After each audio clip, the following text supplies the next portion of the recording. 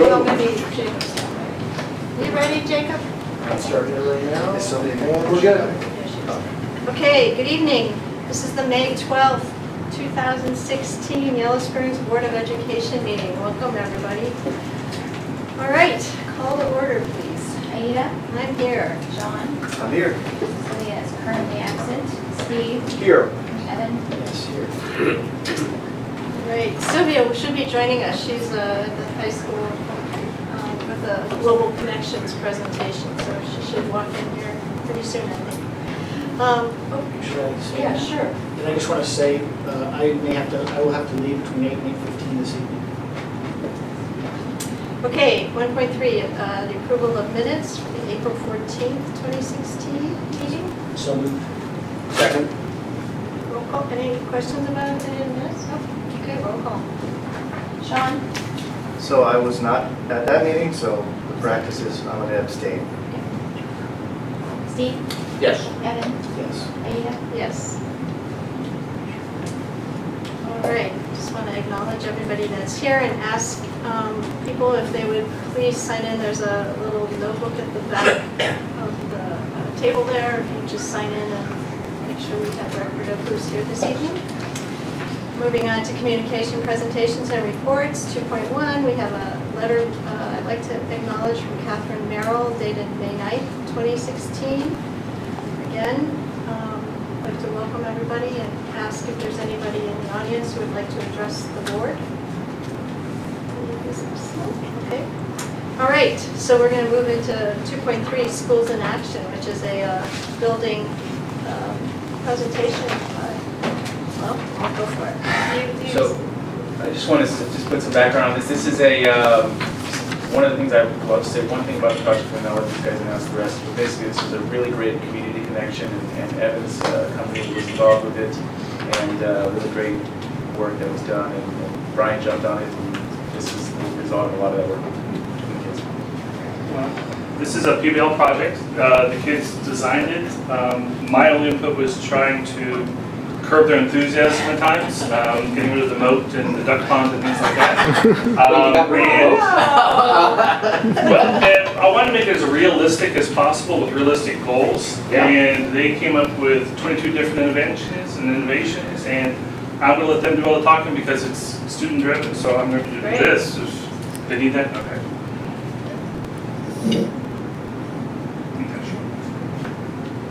And Anthony, no, Bella Slonikers first.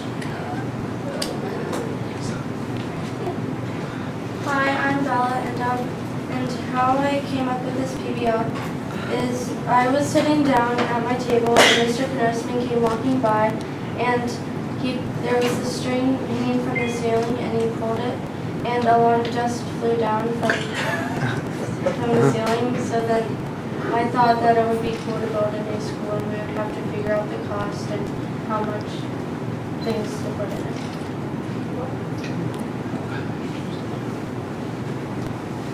Hi, I'm Violet, and I'm going to be telling you about the process of Bella's PBL. So first we were just drawing rough drafts and kind of making some bubble diagrams about how the school would be laid out. And there's somebody there. This is all their work. We kept this all prioritized. And then we made like a final design of where everything went and what was inside those rooms, and we presented them to LJB. They took some pictures of our drafts and they laid out the school. And then we made some rough elevations instead of floor plans, and then we made a few final elevations, and then LJB turned it in some professional prints, and we also made up some. Which will be now explained by Anthony. Hi. Here are some innovations. I did the drone flight over the school to help with plotting. So here's our first one. A gray water retention system. basically what that does is collects rainwater, and we would use it to, for the toilet water and to water the vegetation. Here's the second one. The Amazon Echo, probably most of you have heard about it. It is a PA, personal assistant, and it can also turn on and off the lights, things like that. So we'd like to have one of those in the classroom, but it would have to be synced to the teacher's voice, so we could, so you know, the kids would be like, Amazon Echo, lights off, lights off. Number 3, skylights. We were thinking about those in the cafeteria, since it's going to be a big room. We have one big skylight in there, so we can save a lot of money on electricity. Number 4, robot janitors. We're calling them iRobots. They'll be under the water fountains, and they'll come out at 1 a.m. and clean until 6 a.m. They'll clean the hallways, not the classrooms. And number 5, a Promethean active wall. That's basically a big iPad, but it's not like built in, it's projected.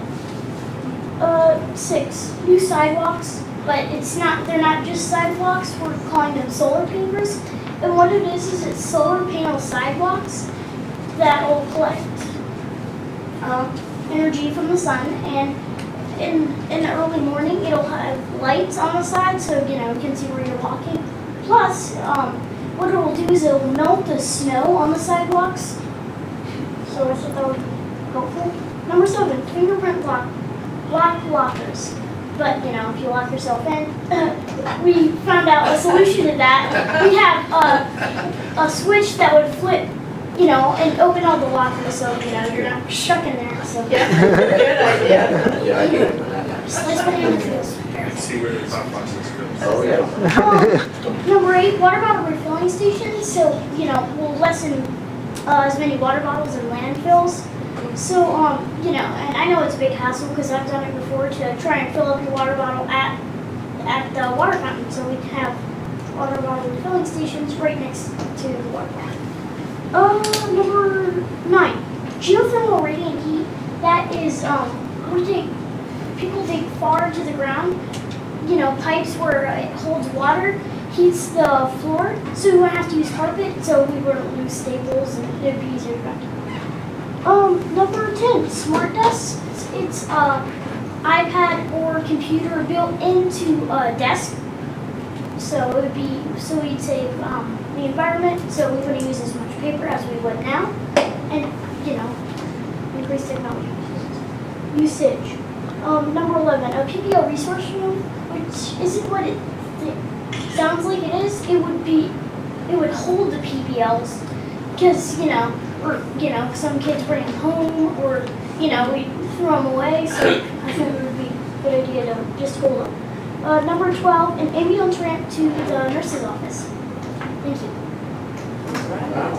There's actually 22 of them. Each one of the students were assigned one that did research on it. We collected the research, and it's in the binder if you'd like to take a look at it. You can see they did some, and it's all their work, their research, all of their ideas, and they are fully capable of answering any questions that you have for them. Do you want to step back out here? Yeah. Yeah, quick. Well, Violet, finish up, and you guys go. We wanted to thank Tom, Jake, and Mike, and we hope you like our explanation of Bella's PBL and how we are going to build a new school. Thanks. Thank you for your time. So you guys got any questions? I have lots of questions. So, first of all, can you tell me how long this took to put all of this together? Because this is amazing. We've pretty much been working on this for like scattered parts over the year. Over the years. This was a third PBL that all started with that piece of string. Yeah. There's a picture up here that I thought was just going to be a way to introduce other PBLs in the process, and it ended up taking a life of its own because, I mean, I had students bringing in pictures of the Roman Colosseum, people that looked like this. Yeah. And at Christmas time, we saw the movie It's a Wonderful Life that had the gym floor that appears and disappears. Yeah. Let's try to do that. So they just really took it and ran with it. I would say actively working on it, we started in February, doing research, and then actually started the drawing process and the writing process.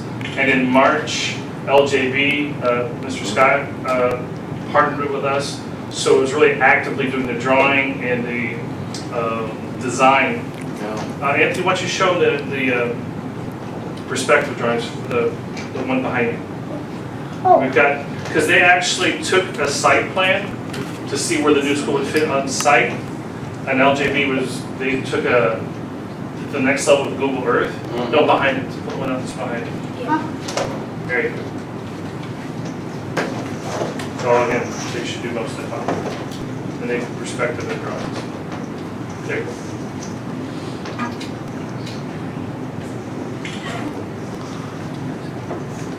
Oh, wow.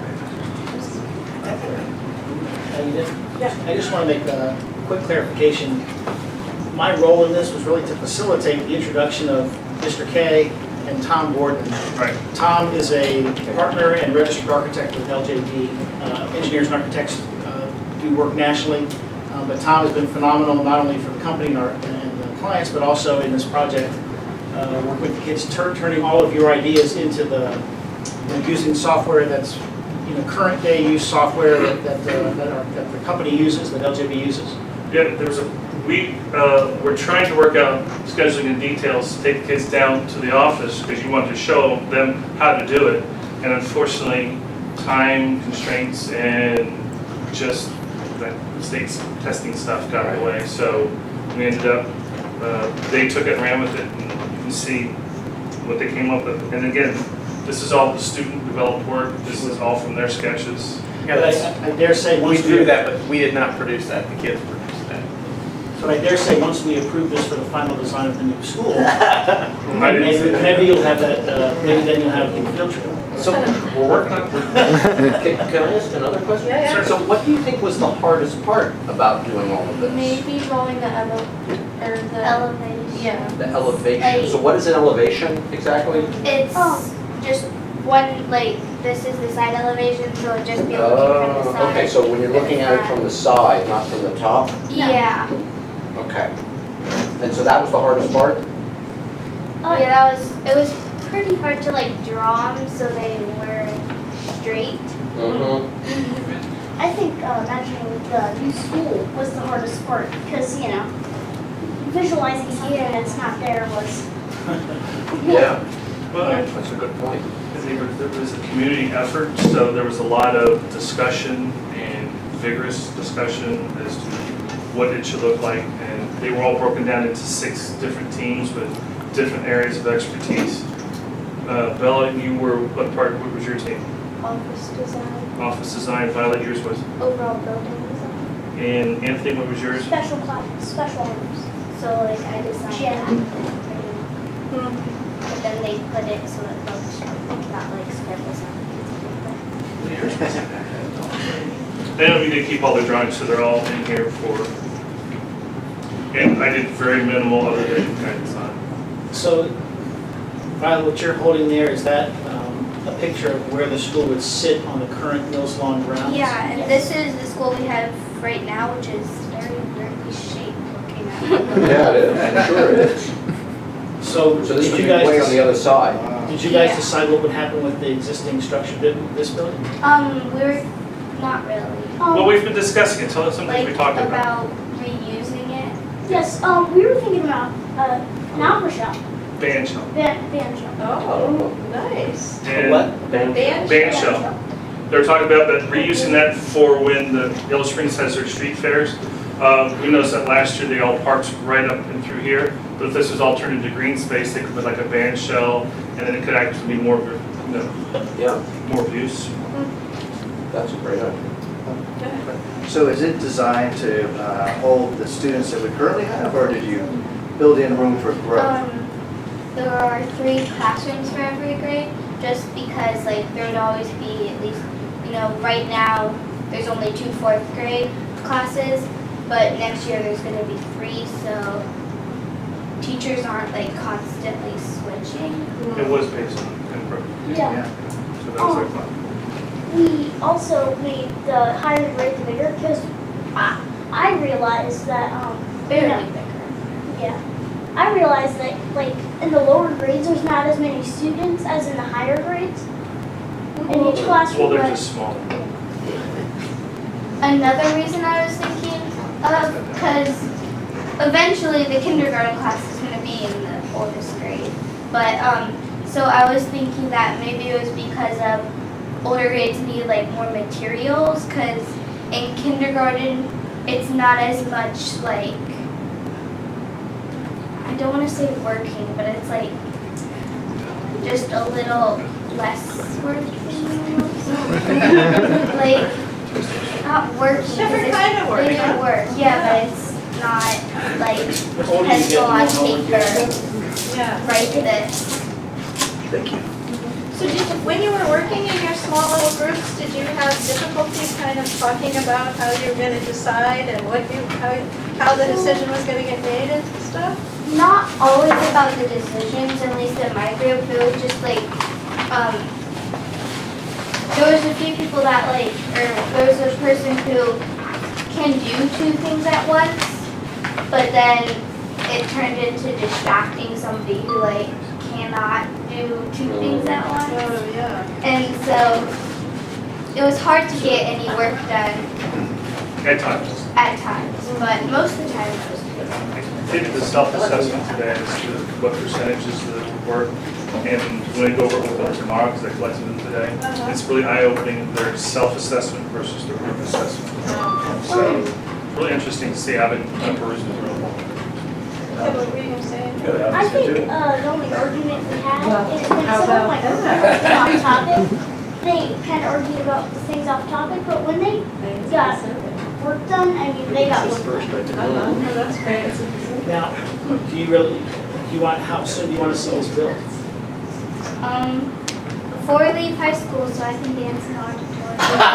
Yeah, Wow, Yeah, that is a great yardstick. yeah. Well, and I love it that you included it on it. So it's up to the village to make sure that you get to dance in the auditorium. Absolutely. They're very self-conscious about multi-use of the space. So the auditorium that's in the center has its own exit and entrance that the village could then utilize for their needs as well. It's like the high school, they use our stage, which is not very, Well, they use folding chairs. Yeah. And doing Susan the musical this year was quite interesting because they got to see a bigger professional stage. Yeah. So the stage that they designed has 2 classrooms off the back of it for the music classes. So the music teachers can go through a door up onto the stage, but then the second door to go out in the hallway. Well, that's really thoughtful. And I think it's better for us to have a larger stage too, because we don't fall off. Cause Yes. And also, because just like, when we do all school musicals, it's literally the whole school, not just Right. whoever auditions, like, you're in it, you're in it. Yeah. And so, A lot of it people. gets really crowded, like, I've never been in the chorus, but like, they're pretty squished because, just, they need a lot of room for like, more than half of the students.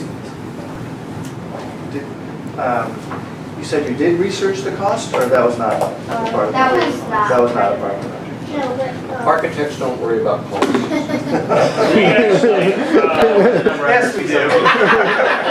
we've actually reached out and talked to Mackenzie, one of the high school teachers, who I kind of put forth the idea of perhaps taking a cost analysis of the building, but amortized over like a 30-year period.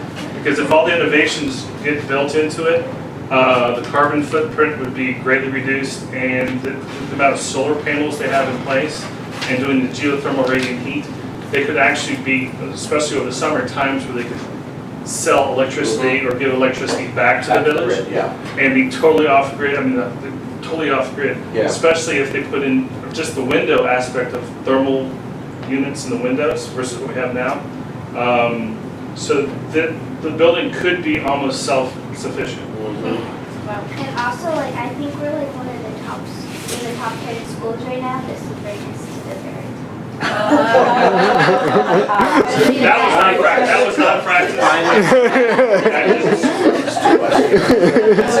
So I have another That's question. exactly what I was thinking. One of the things that the adults talk about all the time is how the way we do PBLs helps education, helps kids, because you work on what we call real world stuff. Instead of just reading out of a book, you're actually doing stuff that could actually be produced. Can you guys tell the difference? Do you remember when you were doing work that wasn't PBL? Does it make a difference to you? I think we started doing PBL in first grade. Yeah. So you don't really remember. I don't really remember that much. I last year in second grade, I was in a different school, and Mills Lawn, it's the best school I've been to, and I think the PBLs really do help, because it puts education in a form where it's understandable. It gets you working with the kids. You know, we're active. You know, we're actually sitting and, you know, sometimes moving around instead of sitting in a chair doing worksheets all day. Copying letters to make kids. Yeah. I sneak some lessons in every once in a while, We've heard Mr. K's classes are free for all. though. Yeah, I think you better think twice.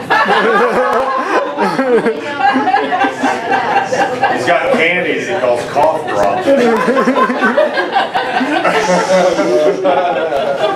Only just like once a day. So I have another question to distract us. I love this idea of an outdoor classroom that you have here. Yeah. And I read a little bit about how somebody thought it would be really nice to be able to write outdoors and stuff, but any other ideas about how that outdoor classroom might be used? So like what it would be was like, there either wouldn't be a roof or there wouldn't be walls. We're not really sure yet because if it rains and. Well, the design team has one flaw. I've noticed that they're experts on their 3 fields, but the experts on the outdoor classroom. Gotcha. So I'm stepping on this one. They were going to utilize it for everything, any purpose. We weren't going to limit it just to one thing.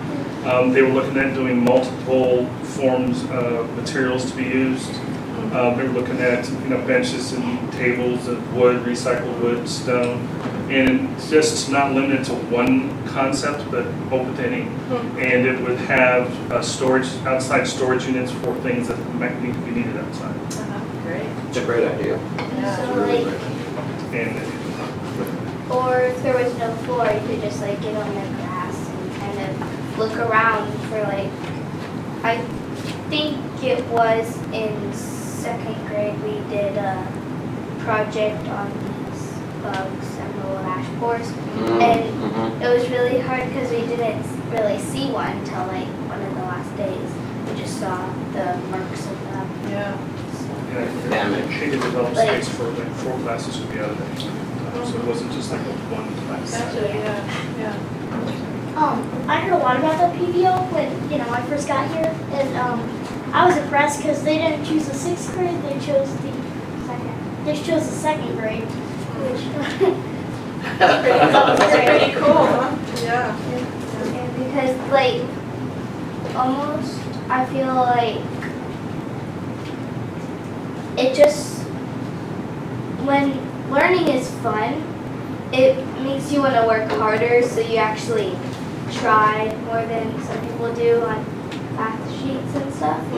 So like, on that project, like we were like measuring and doing all the stuff we were doing in math when, we were probably just scribbling on a piece of paper. We were doing that without thinking it was boring. Yeah, that's nice. I totally agree. I mean, it's better than I'd rather do that than sit. Yeah. Do we have time for one more question? Sure. So, did you have an opportunity as you were doing this process to talk to kids in other classes to get any of their ideas? Well, we did some surveys about what they were thinking, and I think. Tell there about was all one- the surveys, completed surveys. Because they actually wrote surveys and sent them out to different people. Yeah, Explain we the whole sent them process. to the custodians, all the specialist teachers, the special ed teachers, and for the students, I'm pretty sure We did students as well, but that was paper and pencil. Yeah. The rest was electronic. They also did the cafeteria workers, every area that was being designed, they got input from everyone. and Yeah. all the teachers. That's spectacularly good. Yeah, I surveyed the cafeteria crew, and they did what we had in mind was what they wanted is like all electric, you know, which we would be using instead of gas, saving fossil fuel. Plus, we're gonna use the solar panels, which So we don't have to buy anything really. Mm-hmm. Because sometimes like so pretty much with the school, like just a little thing about that, I was thinking that well all we have to do is have the money at the time and then we won't need any later. So if we run out of money, it's not that bad if you only have like not as much left. yeah. So in the long run, we're saving more. Yeah. All right, we like that. Yeah, that makes us happy. Okay, well, thank you for coming, we really appreciate it. And your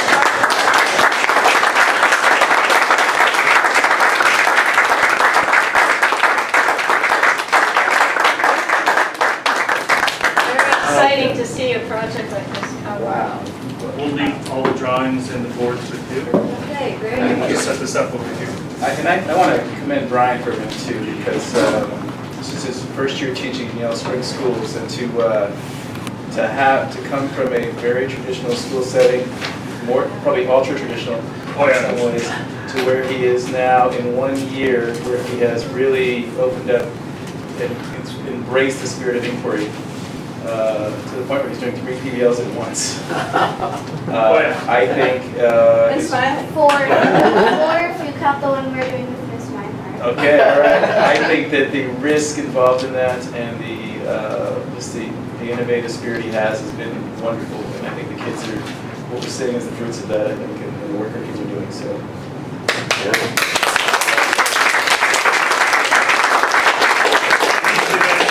I keep them motivated and focused. Well, that's good too. Right. All right, thank you. Thank you so much. Thank you. Parents too. Yes. Thank you for your work for your kids, really appreciate it. Work again, so we'll see. Yeah, thank you. Real important. That's a real important, right? I'm going to leave it all here so they can see it later. Goes to put stuff up right. Okay, we are moving on to item number.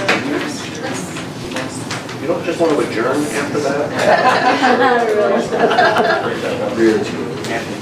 No, I don't, because we've got some retirement recognitions here. Well, but if we adjourn, then they can't retire. I don't think they like us too much. All right, Jim. 2 big losses coming from our building to retirement. Retirement's always bittersweet. It's bitter because we lose something very, very good. It's sweet because we care about them as friends and colleagues and what they get to pursue now that they retire. So trying to figure out who to celebrate first, I thought, well, maybe I'll do alphabetical. Lake, Brooklyn, let's push on. So then I thought, well, what if I chose who the more true original is? It's a tie still, right? And so I thought, well, how about seniority? So one of these teachers was here for 19 years and the other for 18. So it's a close race, but I'm going to bring up Kathy Berkman first, who's retired at 18. Come on up. Yeah. So Ms. Berkman taught Spanish 18 years here at this building. She came from Colombia. She's a graduate of Miami University. She brings passion, detail orientation, and fundamentally cares deeply about students' voice and presence in school. I can't tell you how many times she cornered me and pushed us to be truly our best. And I feel like in the last 2 years or so, we've been able to deliver, meeting these kind of audacious things she kept pushing for us. So I guess, let me give you a plaque here. Not much. Too much. So this plaque is representing the board and administration, your colleagues, your peers, the families and the community of Yellow Spring. Retirement award presented to Catherine Berkland on behalf of the students, staff, and community. We extend to you our sincere gratitude for 18 years of exemplary service from 1998 to 2016. Wow, I was right. As a teacher and mentor to the students of the Yellow Springs Exempted Village School District, the Yellow Springs Board of Education, May 2016. Thank you very much. I just want to thank everybody very much. I think I said in my letter to you that my friends all had said that I really stuck the landing when I came from Medellin. But I also know that there are just some things that really do lie too deep for words. And I just say thank you.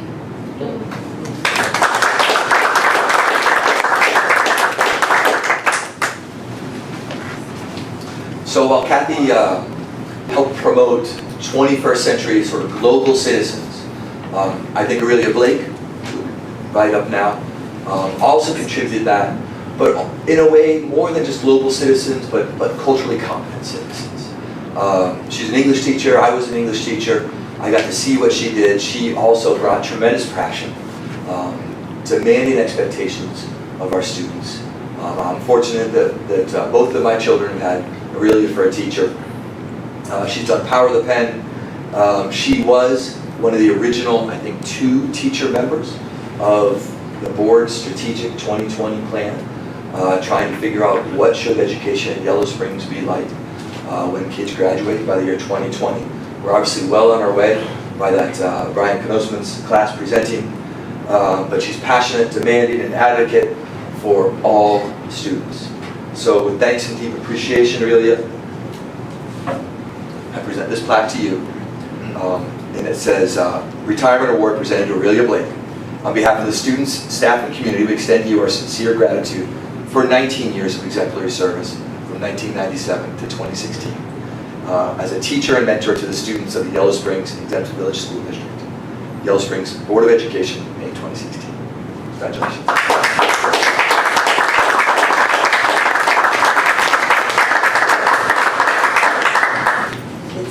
This is so strange because I don't feel like I'm going anywhere or going away.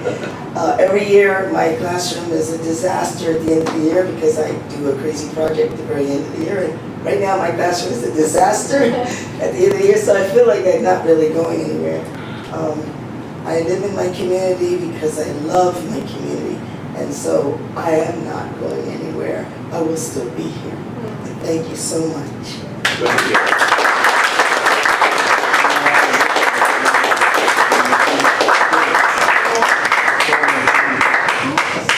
Thank you. Wow. Can I just say a couple words real quick? Yes. I just want to say from the bottom of my heart, I love both of you as educators. You have exemplified so much of the spirit of what we believe in as a school district and where we're going, what we're trying to do. And both of you have pushed me on a number of levels, and really I've had great conversations with both of you about education, about doing what's best for our kids and our schools. And I've really tried to take lessons that I've learned from both of you to heart and apply them in our work. It's a big loss to lose both of you to our kids, and but you're going to be in the community. I think both people will be in the community, and we please stick around, please get involved still, and we're going to really miss you. Yeah.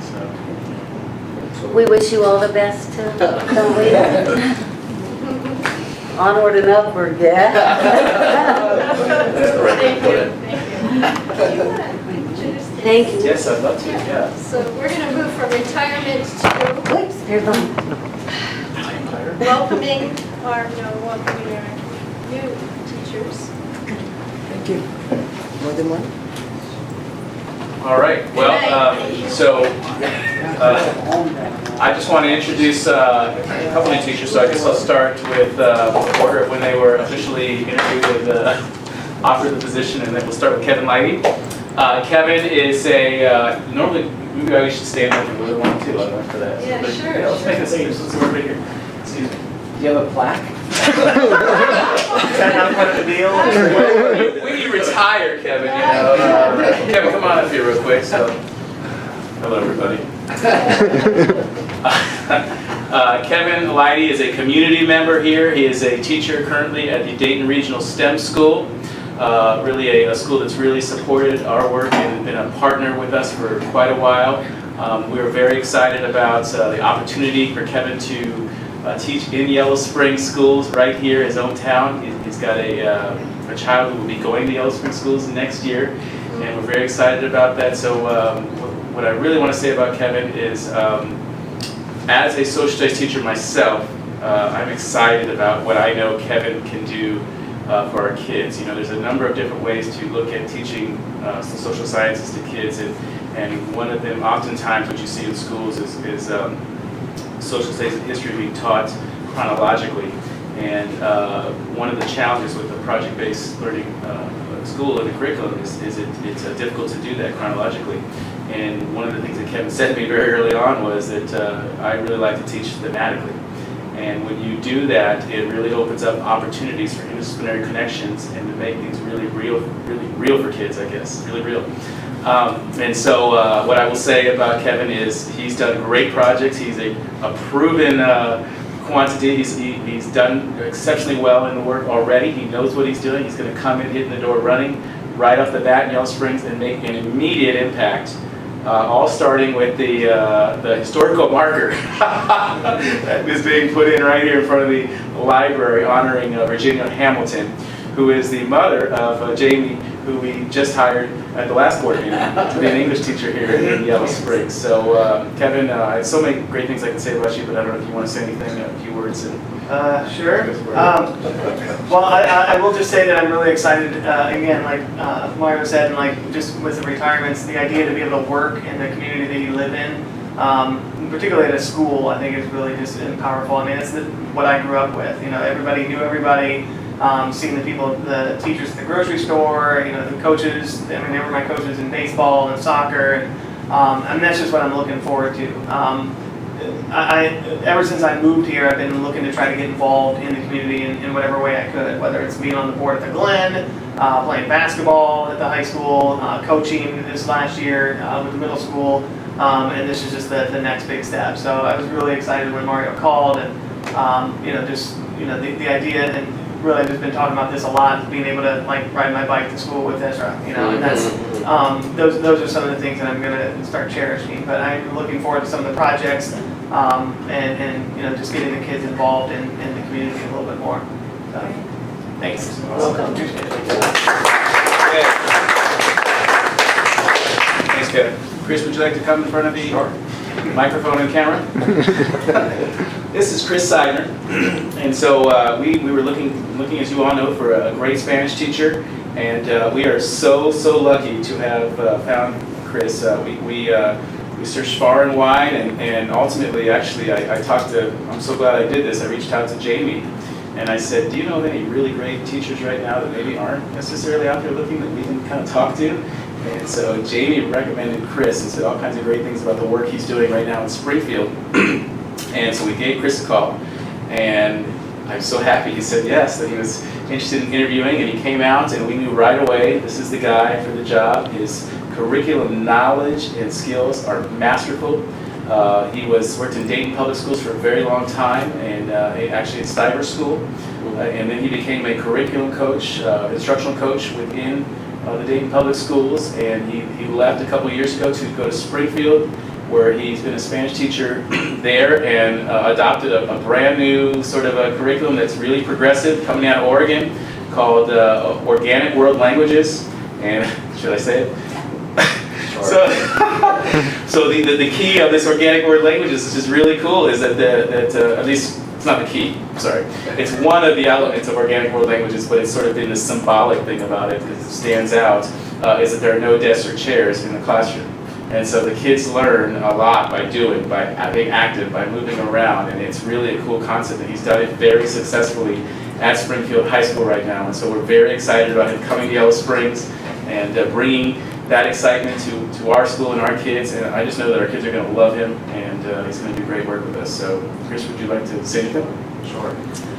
So I've definitely had a very quick onboarding to Yellow Springs School, but I just want to say, after my experience with the student panel at the high school yesterday, and of course the presentation today, I was all ready for summer break, but I'm ready to, when we start, like We a can't. couple weeks or so.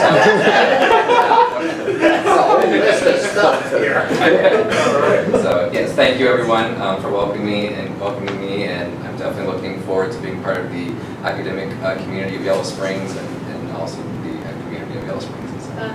Great. Go. Great.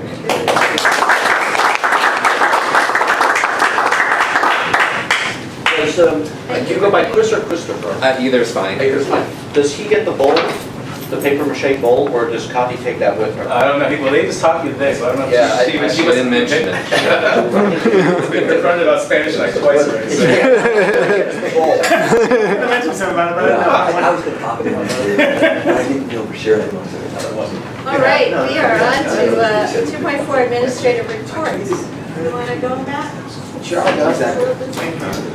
Thanks, you guys. So this is really exciting. This board meeting, like seeing retirements and new hires and things from our school presenting. It's like the past couple weeks have just been this really energy ride through, preparing for exhibition night. So anyway, we've been really.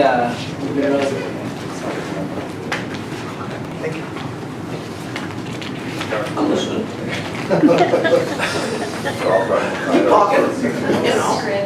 It's been a great couple of weeks, and we just came off of an awesome night last night. We had our second exhibition night of the year, and exhibition night is not just an evening anymore; it's a day long of sharing.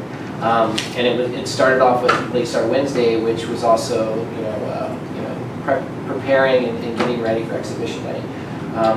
We had visitors yesterday from 3 different schools, so it's just been this really cool end of the year, celebration of learning and project-based learning specifically. So I felt like we had a great night last night. Lots of really awesome feedback from the community. Projects are really, I think, at a high level right now, and so it's just been great. Everybody was really tired today, but in a good way, like where you feel like you've accomplished something and you're kind of just like, oh. So I was unable to get to the, Right. I had a PZA meeting to deal with. Was the turnout strong? Turnout was great, and the way that we do it now, where it's spread across the whole building, you're never feeling like you're overwhelmed. I mean, there's a good level of chaos, and kind of Tim was commenting on that. There's this like energy and a real, busyness going on in the hallways, but it wasn't like so crowded because we're all shoved to like half the building basically. So we had things going on outside, inside. First grade was presenting outside by the garden area that they created.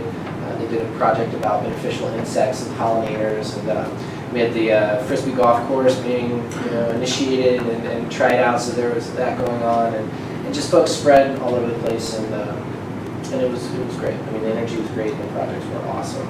So my report's up here now. I don't know if there's anything really to highlight there. It's just we finished state testing, which was great. It seems like even though it's less testing this year, it seemed like just as disruptive and difficult to deal with. But we did well, and I think everybody pitched in to do a good job with that. We've got a lot of stuff going on at the end of the year. It's another exhibition night tomorrow at the high school, district art show, parent breakfast, 6th grade graduation. So the next 2 weeks or so are just going to fly by. But it's great. I mean, this is the time of the year where we're just really in a good groove and everybody's celebrating and in a good way, reflecting and feeling accomplished. So. I don't know. That's right, you started the day with the bike to school day, right? Yeah, so yesterday was epic. I mean, it was like bike to school day, a huge parent, the community event in the morning, and then like exhibition day. And just, I mean, to go back to that, everyone signs up to open up their classroom during the day, and then other classrooms sign up to visit and give them feedback. So it's like the entire focus of the day is PBL, not only presenting, but also like, you know, giving feedback as well, being an audience member. And it's awesome. It's the best way to prepare for exhibition night. And the kids are, you know, they're grabbing people and please come and, you know, talk to me about my project. So our culture and our energy is really, really strong right now for PBL. So it feels good to see that. That's great. I can only imagine kids sort of being able to integrate a little bit more as they witness another class doing their PBL, like, oh, I want to include this now, or no, that doesn't work so well. I mean, so it just seems like so different. Well, you hear the kids talking today, and it's pretty amazing. Fourth graders. And they're talking about they don't really remember what it was like before PBL. You know? Right, exactly. And they're like totally just bashing worksheets and like, you know, additional education. I've read that, no more worksheets apparently. Worksheets out. It's great. I mean, that's exactly how we feel. You know? So yeah. That's fantastic. All right, thank you. McKinney Middle, Yellow Springs High School. This is a busy time of the year for us as well. Like Matt said, we finished up with the testing. A couple things that I put up there in the first paragraph that I wanted to point out. A lot of seniors doing a lot of cool things. First off, just trying to make sure everybody graduates, which is always one of those wonderful things. And they're ready. We've got some. There was an article in the paper today about our valedictorian, our salutatorian. Yes, there we go. Our Val's head off to the University of Chicago.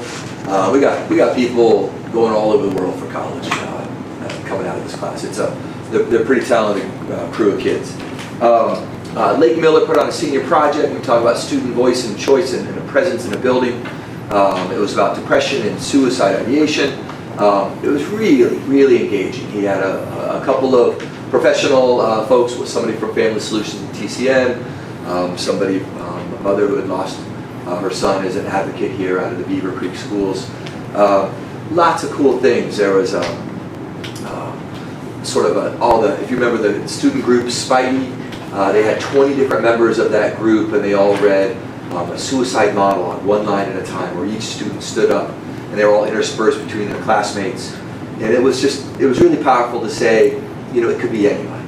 It could be anybody who's in a fragile position, who needs one's help. And so, solution-oriented, we went through what one could say to one's peers or one's friends if they begin to express, challenges around suicide or depression, and really in team-friendly ways. There was even kind of a cool thing where Lake had, and Jacob was a big help with that, but put iPhone on the screen itself and logs in Siri. I'm feeling down and I may want to kill myself. And so Siri comes on and says, I don't remember exactly what she says, but she says, let me contact the National Suicide Hotline for you. Can I go ahead and dial? And so, yes. And this is all happening in real time. And so, finally someone comes online. Just a really terrific day. And of course, we set up ahead of time in case there's any triggering events or anything. We have our counselors ready and available for you. It was just when you have kids come out of there and say, that was really good. It was really good. So kudos to them. A couple other seniors. Ailish Price and Gabe Trelano did co-directed and co-produced the One Acts. Actually, both of them are going to be theater majors. One down at University of Cincinnati in their lighting program. The top 3 as I understand, maybe in the world lighting programs, and then the other one headed off to the University of Edinburgh, right? Scotland. Yes, to major in theater production, and just remarkable. So we were in the Foundry Theater this year for the One Acts. It was terrific.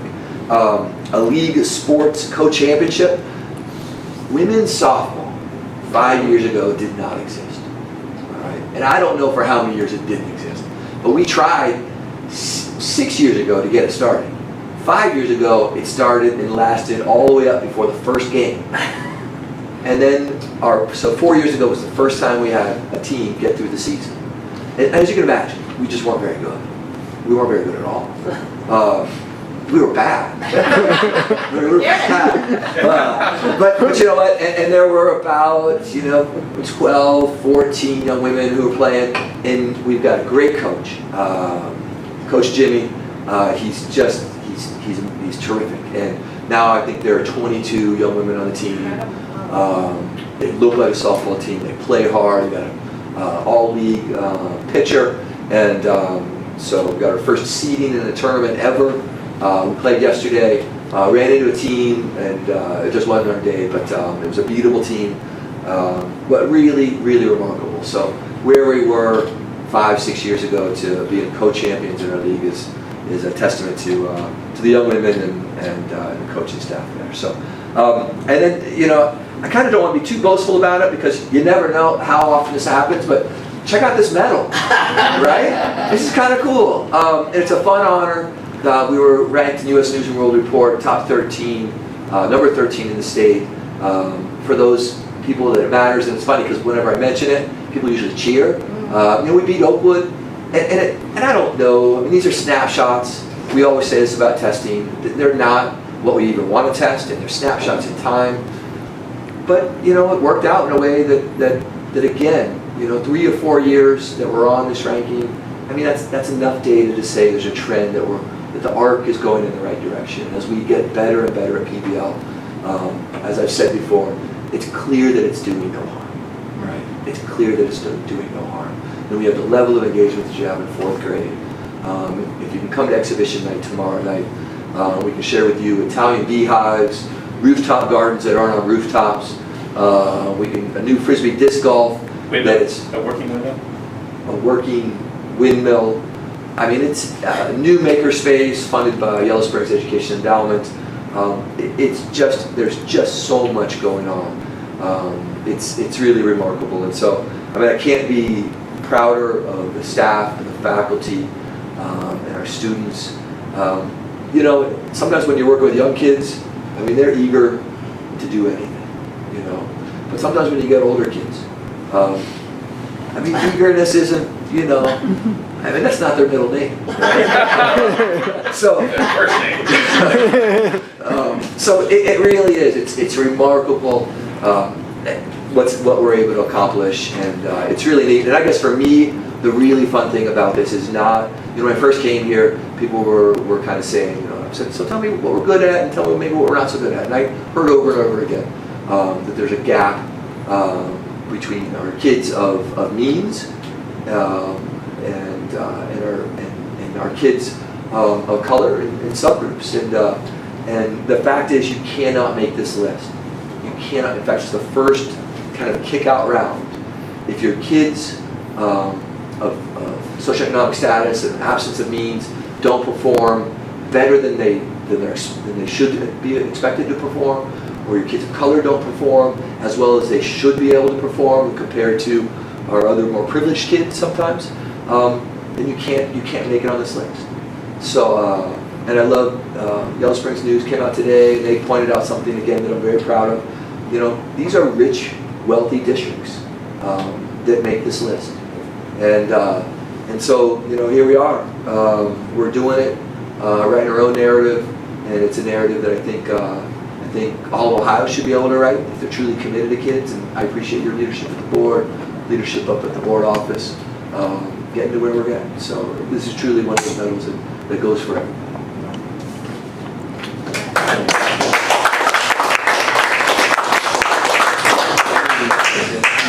And that. And while we're talking about that, I do want to thank Yellow Springs News. This is an incredible front page. It has almost every the pictures and of Aluka is, that's pictures and stories about the schools here in Yellow Springs. Incredible, and a lovely article or editorial from Diana on the inside, and more champions on the back page. Incredible, just incredible. So thank you. Okay. Intervention Services. Is it? It's on here, I think. Make sure we find it. There it is. There we go. Yeah. All right.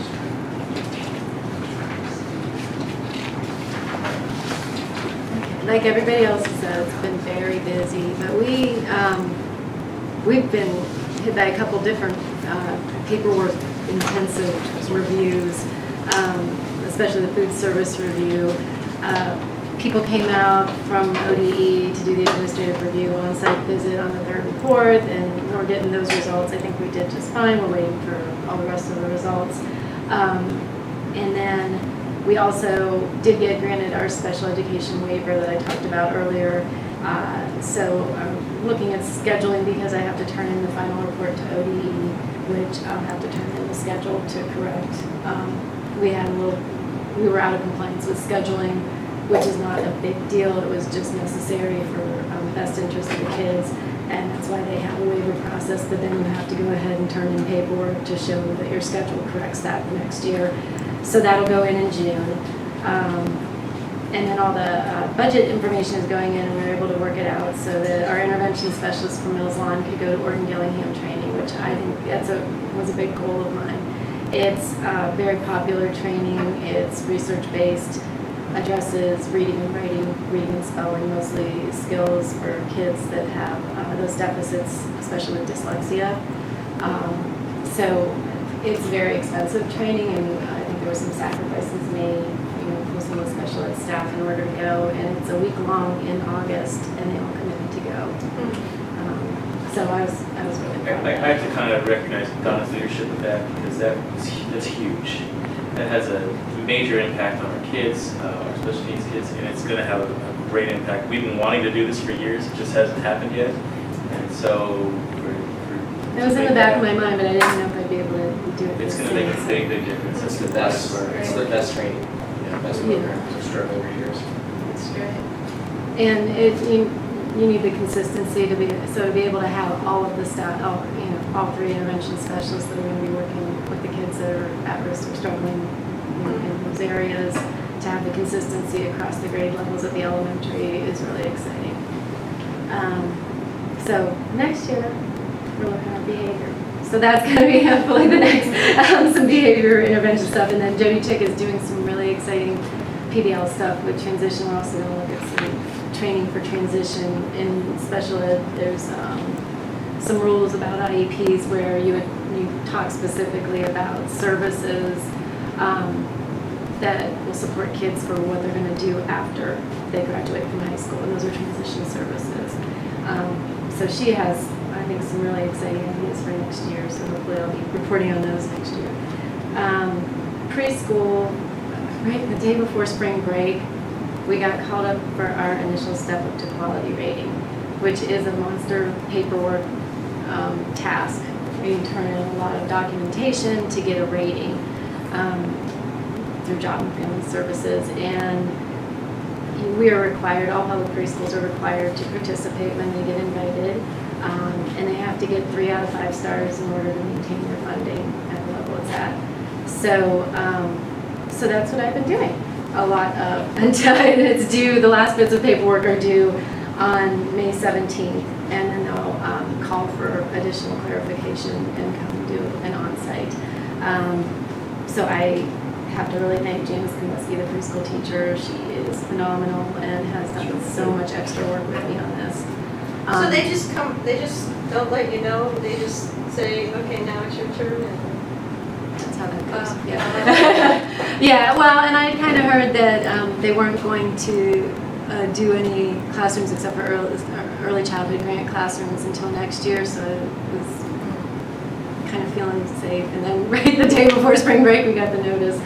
But I'm almost done, and so I'll be really happy after next Tuesday.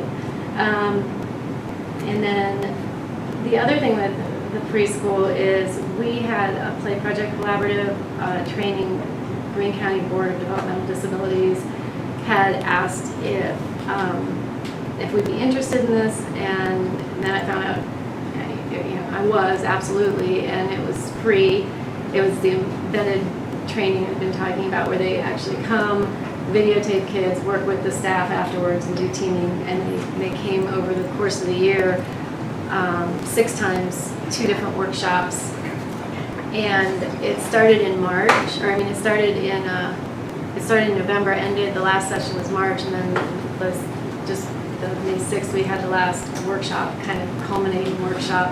And it was a huge success. The staff members really ended up volunteering their time. The staff members down here on the picture, there's Melissa Davis, who is the teaching assistant. Janice Kombuski there in the front, she's the preschool teacher. Megan Gilly is the OT. Julie Carlton, speech therapist. Diana Holderman is a psychologist and behavior specialist from MRDD who works with the Play Project. And Jenny Montague is our Play Project consultant who came out and did the videotaping and teamed with all the staff. So they would meet at lunch or after school, and some of the therapists don't work there every day, so they were really juggling their schedules and doing extra work to come and participate. Every single one of them were asking about how can we get more training, can we do this again next year? And I do wish I had a video to show you, but I'd like to actually have them show you some of the work, because in November, the student they were videotaping who had autism, there was just a video of him. What he did typically in the classroom was he would be over to the side. It was too overwhelming for him to be with the circle, with the group. He just really couldn't handle that. And then in the playground, there's a little grate and some rocks, and he would sit there with Melissa and kind of throw rocks in the grate, and it was too overwhelming to be over with the other kids playing. And everybody, even though he made a lot of progress, he'd been in the program, he could handle some things. I mean, everyone was like, well, this, he's autistic. This is kind of where we're at. And by the video that was the 6th video in February, so from November to February, the video, he was running around with the other kids, and he was actually tolerating them playing. They were rolling around playing, they were like rolling each other in the grass. He actually took them, ran past his old comfort zone of the grate, and took his friends to run past the comfort zone with them, and he didn't get trapped there. He ran with them and actually ran over to the playground, climbed up on the playground equipment, slid down, and then he stopped at the end, and they all piled up on him, and they were all giggling and fell off, like normal 4-year-old kids do. And so to see that big of a change was just tremendous, and I will probably show Matt that video, because they do have a kindergarten program that they're hoping to eventually get into the schools. They work with early childhood, and then they're working with preschools, and eventually they'd like to do kindergarten, but that's about the age range. And it's really powerful, not only for kids with autism, but for teachers to understand the developmental levels of socialization and play, to be able to fill some of those gaps and bring it out in a really critical time, because after that it's kind of harder to remediate such a thing. So that was something that I was really proud of this staff. They really embraced it, and I think they're going to continue it next year as well.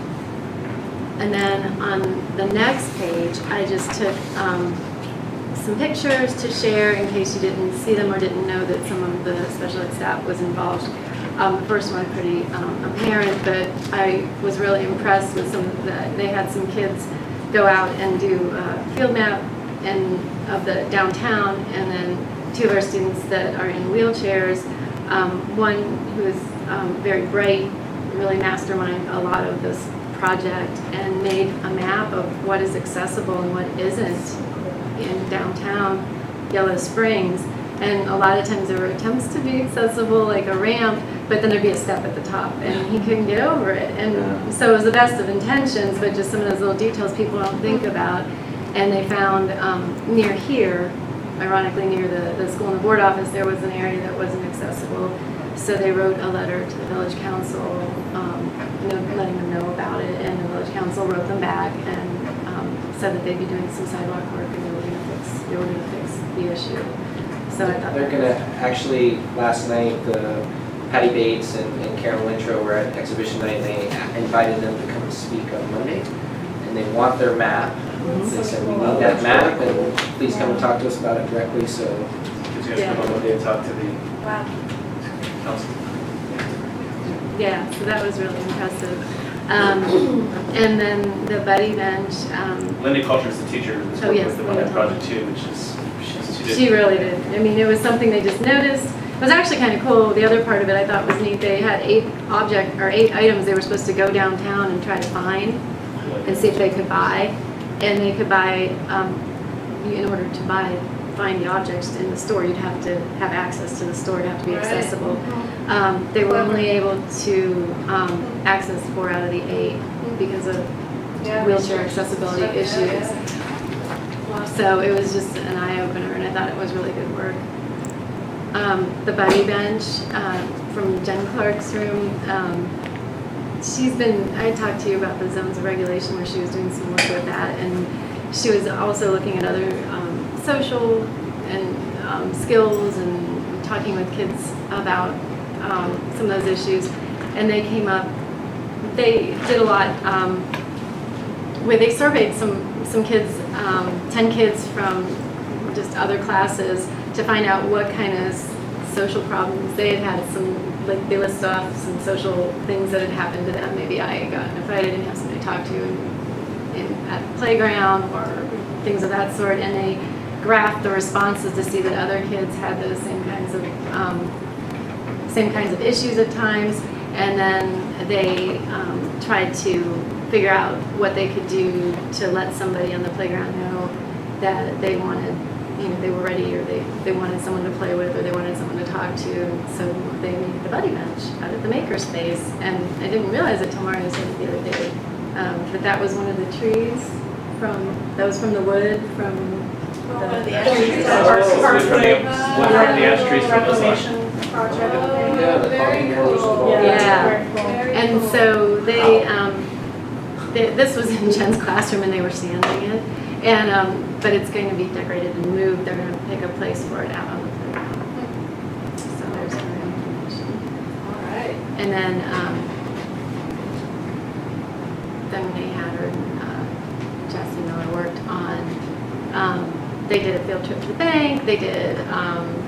They were looking at how to share banking and budgeting information with people and make good decisions. And they also did some surveying and graphs of like peers, finding out like who had savings, who had allowance, who saved their allowance and spent it, and then they made tips that they could share with parents about saving for college and budgeting, and then they shared general information they learned about banking and saving and budgeting, and that's on the bottom.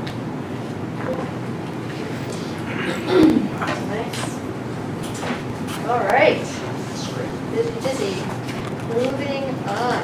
We are going into the treasurer's report. All right. I would like to forego talking about anything for April unless anybody has any questions on the monthly reports. And welcome Sylvia. Sylvia snuck in. She's here. Thank you. We're working on the 5-year. My third stop tonight after work.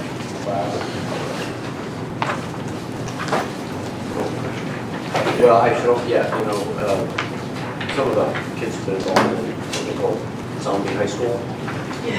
And the release of that is tonight. That was another, the opening kind of celebration for. Right, so, yeah, I should go on vacation in May. It's too much. Too much. Okay, what's in your packet is, I'll just remind you that I always do 2 forecasts for you. This is not on there. I just realized I didn't post this. I post the whole forecast. Post the whole forecast, but I did not post this little packet. Yeah. So right there, the first page is the forecast that I like to work with, which is the one where I don't have to, on that very first line where the real estate taxes are, I don't have to remove any levies that are going to be up for approval, since we can't make the assumption that they're going to be renewed or replaced. So this is the forecast that I would like to work from, because then you can look at the numbers and it's got those dollars in there. So I also, the one I will submit to the state is the second page, that where all the way down under lines 11.01 through 11.3, that's where you have to put your replacement levies. And I had to take them out of that very top line 1.01, which is just very confusing to me. I don't like submitting it like that. So I'd rather not pay attention to that. But I did this 5-year forecast. I think we may, I'm sorry. Yeah. I think we may not have that second Where it's out one. of order, maybe. Because the second page I've got looks like this, it's a graph. Is it? Is it this one? Is it this one? It's just this exact, your first page, and then it's in there too. Okay.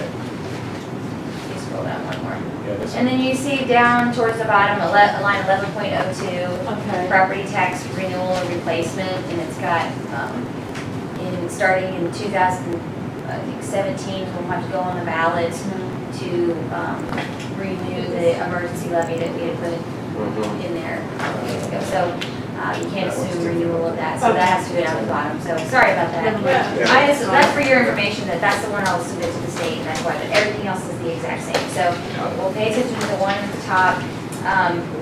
I just did updated graphs to show you our cash balance. When I did the October forecast, that tail end, going 5 years out on the cash balance, that tail end curved a little bit more because we were going to get deficit spending faster.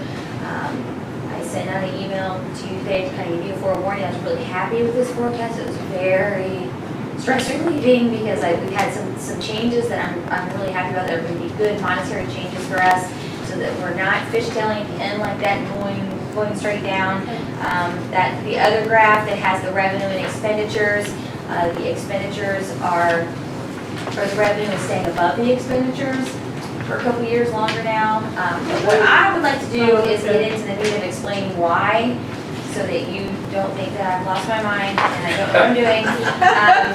But one of the ways I would like to do it, if you go to the page that has, this is on there, this page right here, it's showing you the difference between October of this year when I did the forecast and May of this year when I'm doing one now. And this is just the differences for this fiscal year, not the whole entire forecast, but just this fiscal year. So just going very quickly, and please stop me because I want to get to the 5-year forecast instead of just concentrating on this year. But the changes that have happened this year are a critical part of what happens for the next 4 years. So we did receive, if we just go down line by line, we did receive more real estate taxes this year than what I had anticipated. I had anticipated, I think, a 2% increase, and we got a little more than that. So we got $52,000 more than what I had anticipated. I think the reasoning for that is that our property valuation went up a little bit, but we're factored all the way back down to that 20 mil floor, so we can't go down any further. So that usually nets you a little bit more money. So I'm assuming that's what it is. And then Mario and I had a long discussion today about some new housing developments. Those new houses will start going into the valuation, and they do not affect the 20 mil floor because they're new property. Right. Yeah, so we'll get the taxes, that'll just be additional tax revenue to already being factored down to that 20 mil floor. So that's a good, property development is always good for a school district. And considering how small we are and landlocked we are, this is good news for the schools. It'll be good revenue for us. What I told John today is I think that we're starting to see the revenue from Birch Street now. So. It's a long. It takes a couple of years usually.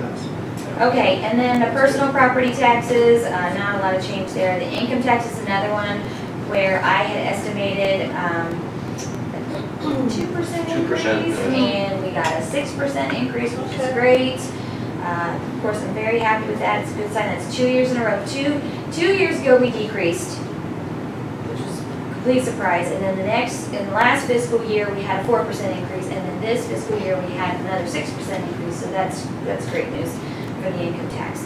Our investment income, I have 3 CDs coming due in June. I don't know what kind of investment income interest I'm going to get from that, but I'm keeping my projection at about $10,000 for the year the same. Open enrollment, that's another one that was big this year, a lot bigger jump than what I thought, because we had a big jump last year and then another big jump this year. So that one makes me a little bit nervous in forecasting because we may level out. But needless to say, we're gonna get about $80,000 more than what I had anticipated for open enrollment. Other local funding, I did the year-end special education billings for all of our open enrollment foster students from other districts.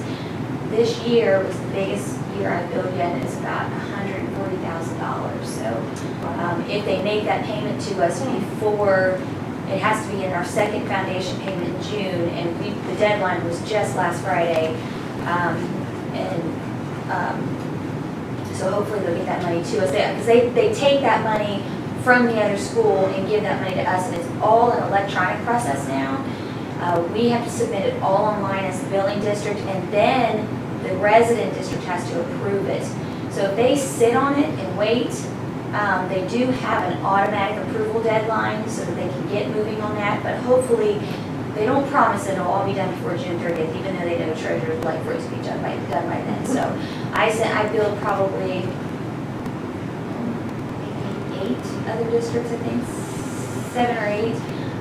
We only received 1 bill from Xenia, and so I don't know the deadline. I believe it was last Friday. I don't know if they're extending it or not. I had seen another date that said May 19th, but right now we're not.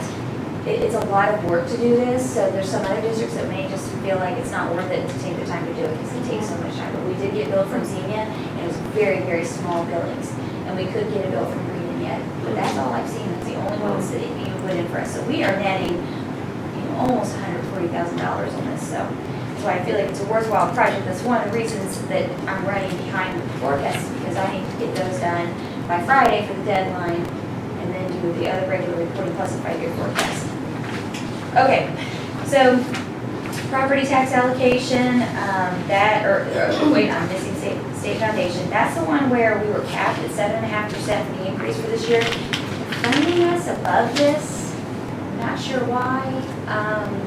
So I put that in because we're supposed to be, but it takes almost the entire school year now for them to get our regular, true student count in and start funding us what we're supposed to be funded. We've only been getting our true funding payments for the last few payments.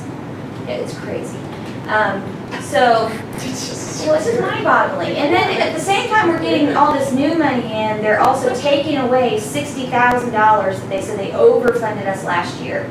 It's just so hard to know what you're actually getting funded for the year. So right now I've got in there close to what they are funding us for now.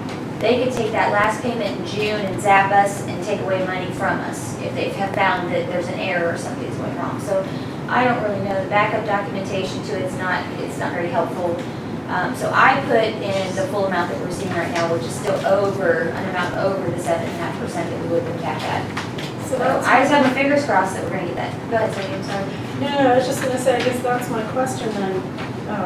When your notes and your reasons say funding above the cap, so then is it expected to have some of that pullback, or you never know? Well, if I were to guess, they'll give it to us all year and then take it from us next year. Because I think that's what they've done for I'd several rather years just in a row. never get it if it's gonna get. Yeah, right. And when they take it back, they take it back So with much like no explanation. Yeah. It just shows up on your foundation report. Oh, we're paying you back $60,000. Okay. All right. It's crazy. And nobody's going to remark on the irony that the state makes you do these forecasts, which you can't do because the state can't ever figure out how to. Well, there's that. Okay, good. And then just wait a couple months, because it'll get better.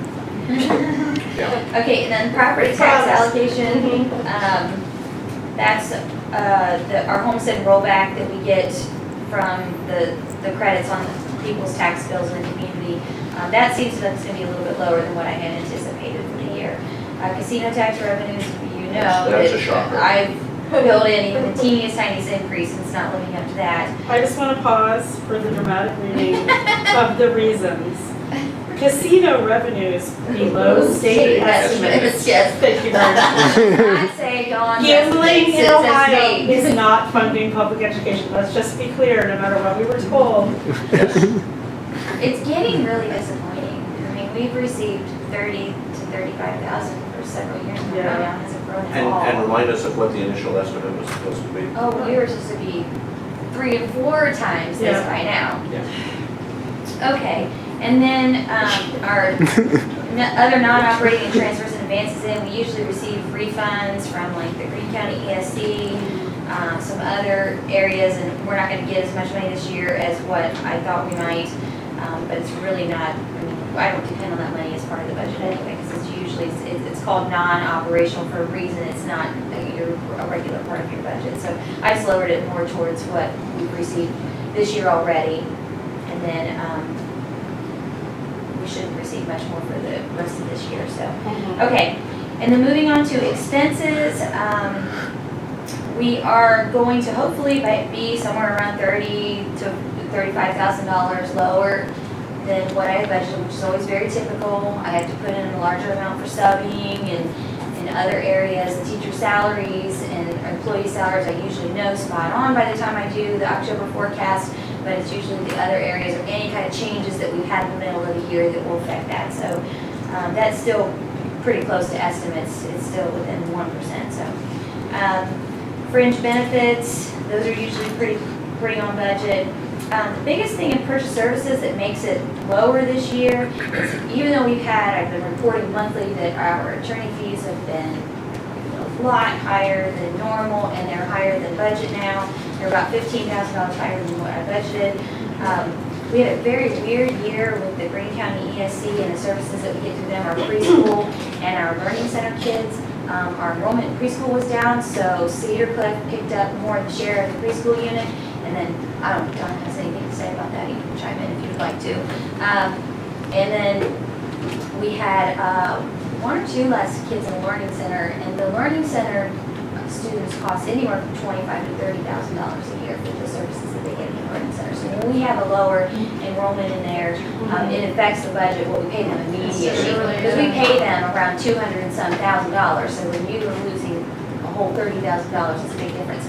So they were going to owe us like $80,000 at the end of this year. So what I did is just stop paying them for the rest of the year to get some of that back, and then whatever else they owe us, the treasurer will cut me a check for that in July. So we won't see that until July, but that's the biggest difference in purchase services for this year. So, and it was kind of a fluke year, so it's not something we can depend on to happen every single year. Materials, supplies, and texts, I don't touch that because right now is when the principals kind of have their end of year. You can, whatever you feel you missed for the year, if you have money left in your budget, go ahead and spend it. But they typically come in under budget, so I just don't usually mess with that until the end, until the final budget is in at the end of June. We're going to say they get rid of the worksheets, right? Huge savings. Our capital outlay, I budgeted what we thought we were going to spend in technology for the year, and we came in a little bit under. So I didn't anticipate spending much more on technology for the rest of this year, because Jacob and I do all of our ordering July 1st. So I just narrowed that down to where we're at today. Transfers and advances out, we're only doing that to athletics and lunchroom, and our Sodexo supervisor seems to think we're going to be really close to budget this year, so I thought $45,000 was a little excessive. Our athletic fund will probably be over $10,000 that we will permanently transfer to, and then anything we put into the lunchroom will be in advance that they'll pay back. So I just lowered that to be a more realistic number. And then others like close to projection. So on the whole, our receipts could be around $280,000 more than what I had projected. Our expenses could be around $136,000 less. You really kind of add those two together to see how much money you save. So it's a big difference this year, $423,000. Most of that being in revenue, as you can see in any kind of budget savings that we have. So that's great news, because we use this year to project future years. So if you... But before you go on, can I just ask a question about expenditures? And this is a rookie question. So what does other mean?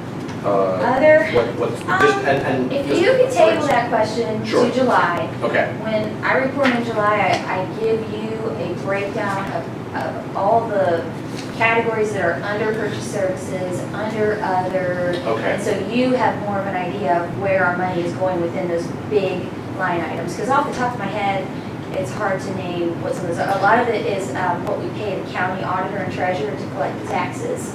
That's $50,000 or $60,000. It's So we pay for again, our audits. So I'm getting to a question somebody asked me, at Tom's the other day, and that is, does this also include, or what does it cost us when our students are engaged in PSEO/college credit plus? That is a purchase service. That's part of the purchase services. And then Got it. when I give you that report in July, I'll have one You'll have that line broken item out. for PSEO. Got it, thank you. It's interesting to point that out because that's a huge, just a big topic of conversation today with our superintendent's meeting. So. Yeah. Okay, so if you go to the sheet, this is one that's not on there. It looks like this. Yep. This is the one where I want to compare how this $400,000 affects where we are going forward, and then we've had a couple of other unforeseen things that have also affected where we go forward. So I just kind of use the format that I used when we had our financial work session back in March, and I showed you where our 5-year forecast looked in October, where our 5-year forecast looks in May, and then just the line item differences between what the ending cash balance looks like and the difference, and the deficit spending. Because there's such a big difference, I just felt it was really important to hit on that so that you know that when we have a big change like this in 1 year, how it affects everything going out if I maintain some of the assumptions of things that have happened this year. So when we get an increase in our real estate tax, unless I know of something on the horizon, I'm going to maintain that increase and then build upon that. So that's, $50,000 extra we got this year, and then I'm compounding that over the next 4 years, so that's already $250,000. So the way that I went through explaining this is, because you're going to look at, I kind of just aimed at looking at the very last column on the right, where I'm looking at the difference between the projected cash balance in October and the projected cash balance now. You can see it's a $1.7 million difference. So I wanted to explain to you where that $1.7 million is, and I can, so I'm going to do that. That affects our deficit spending also. We were looking at deficit spending 2 years earlier, and so hopefully some of these changes will help extend our deficit spending out a couple more years. So just to show you that, these are the two columns that I'm working with and explain what the difference is. So I'm sorry for the tiny print, but down here where I say reasons, revenue. One of the reasons that we're getting increased tax collections is because we are on the 20 mil floor, so anytime there's that rise in property value, we should get a little more revenue. When I took that and maintained the increase that we got this year and then put it out for the next 4 years at when we're not having a reappraisal year or a triennial update year where our values will increase. The only increase we'll get is in new construction, which we're having right now. Yeah. So I built those in. So that could be about $264,000 over the 5-year period. It's, that's $50-some thousand a year that I did not anticipate us getting that we're going to get now, hopefully. Our income tax increase, I have not projected the income taxes to decrease or to increase at any lower of a rate than what I had before, which was 2% a year. I've kept that in there. I hope it doesn't, in maybe 1 or 2 years, be too aggressive if we kind of top out. I don't know what's going to happen. We'll see. It's just one of those things we're constantly watching to see what happens, but I did still increase our income tax collections by 2% a year. So when you add up the extra that we got this year, plus compounding that over 5 years, that's another $275,000 I did not have in there before. That state funding, since I don't know, I looked online again to see where they're saying that we're going to be at for this with the 7.5% cap. I put in the higher amounts for this year and then for next year, but then I went back to, in the 3rd year, I went back to what is called the guarantee, because that guarantee is still in the funding formula. Our guarantee, even though this year we're going to receive maybe $1,150,000, our guarantee right now is $980,000. So if our funding calculation was $960,000, they would still pay us $980,000. That's what the guarantee means. They guarantee us a certain amount of funding. So in that 3rd year and the 4th and 5th year, I went back to that $980,000 because we'll have a whole new budget by then, and who knows what it's going to look like. So that is probably the most conservative thing I've done in this forecast, is not depend on us. We've got 2 years of very sizable increases in state funding for Yellow Springs, but I don't want to depend on that money and flatline it. I would rather just go back to what the guarantee amount is and see how that goes. So that's over that 2-year period is $217,000. And then our open enrollment, this is an aggressive move too. I feel like I didn't expect 2 big increases 2 years in a row, but I maintained us having the same level of open enrollment and then still increasing by 1% per year. So we'll have to see. I mean, for that to happen, it may even mean that we have to have less resident kids so we can fill spots with open enrollment kids, but given the direction that we're going with our PBL and all that, I feel, my gut's telling me people will be knocking down our doors, but at the same time, we have room for them, so. So can I ask a related question about that one? There are 2 variables at work there, right? There's the number of kids involved, and that's what you just spoke to. But there's also the dollars that attach to each of those kids, which I assume is set by the state. Yes. When does that get monkeyed around with? That gets monkeyed around with. Is it annually? It's continual. Open enrollment used to be the same way that we fund our students, which was a 1-week student count. Right. But open enrollment, they will reconcile throughout the year based on the amount of time that student was in your school or attending somewhere else. And it is a continual update with open enrollment. Sorry, I asked the question badly. Let me try it again. When we have an open enrollment child come to the school, that child comes with a certain dollar amount. Who sets that dollar? That is the state funding figure for every student in Ohio that year. That year. So that does change every year? It hasn't for a while, I don't think. But Yeah, it went up in this budget, though, didn't it? So it went up It's over been right around, oh, is it? I thought it was still 5,800. So it's right around the budget. So it's conceivable that, so let's say it went from, I'm sorry, you just said 58. I thought it was 15.6, but maybe maybe not. She's the treasurer. She doesn't. Why are you talking? Don't stop talking. That's her area of expertise. So our funding could go up even if the number of students stays the same. With a state funding increase, yes. And so so there are 2 independent variables here that we have to mind. Okay, thank you. And that's just because we have such high open enrollment numbers, I always have to get the plug in. Those students and the STEM and community school students we trade funding on that based on the whole $5,800 or $6,000, whatever the state is funding per student. Our own students get factored back down. We get punished by the state for having an evaluation increase also.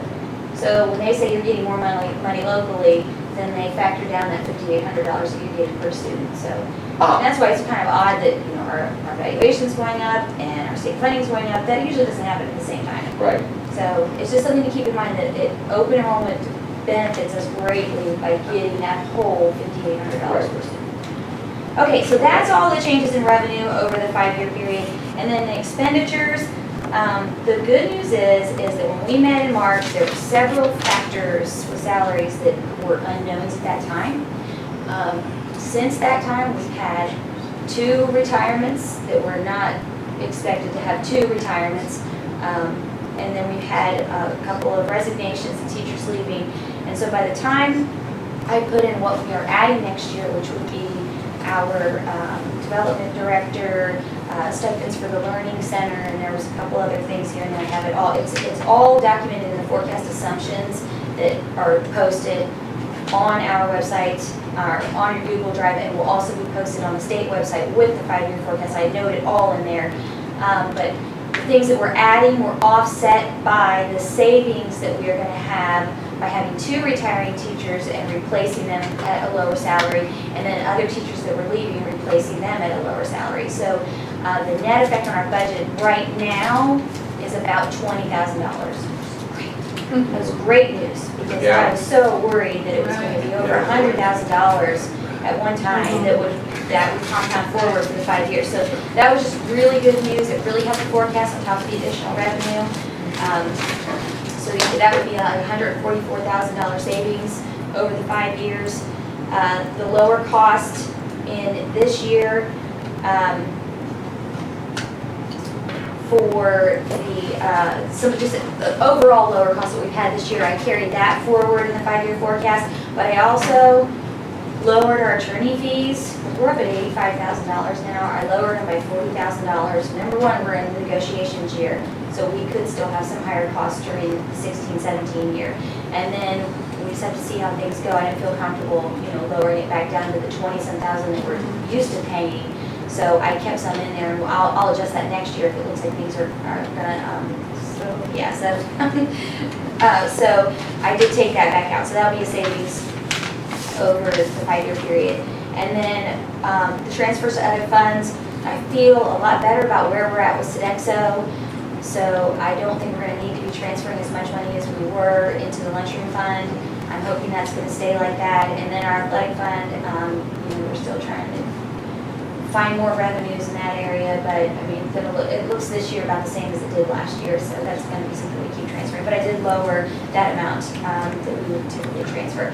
So the very last section, I put in the additional projected revenues over 5 years would be about 1.165 million, and then the reduced expenditures are 661,000. So the net effect would be taking that additional revenue and those savings and adding them together to get about 1.8 million. Now there are other areas that have increased. So that's why when you look at the addition to the cash balance in the blue area in the year 2019 and 20, it says 1,724,000.